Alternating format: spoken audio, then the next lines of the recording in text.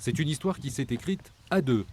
Elle, formée à l'horticulture, lui paysan, successeur de ses parents ici même, où il y a 10 ans, pâturait un troupeau de vaches laitières.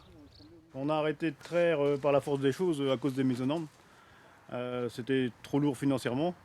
Donc dans le malheur d'arrêter de traire, c'était peut-être une opportunité pour se dire se remettre en question ou refaire autre chose. Voilà.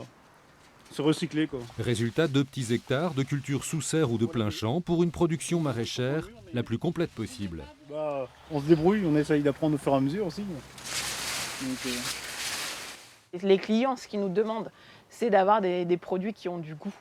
Parce que voilà, quand ils vont dans les grandes surfaces, ah bah oui, les produits sont tout beaux, sont bien brillants, sont très jolis, mais par contre, ça pue le goût, comme avant. Et les clients, ils en ont de plus en plus. Partis de rien il y a 3 ans, avec une table et un parasol, ils ont vite grandi et voilà le travail. Cette boutique à la ferme, inaugurée au printemps dernier, aux portes de Grand Camp. Vente directe, circuit court et pas de chambre froide. Bref, la volonté de répondre au plus près à la demande du consommateur. on a remarqué qu'il avait besoin de retrouver une confiance, de voir où c'est que les produits poussaient, de les voir en pleine terre, de les voir en plein champ dehors. Il avait besoin d'être rassuré, de les voir pousser de lui-même. Voilà.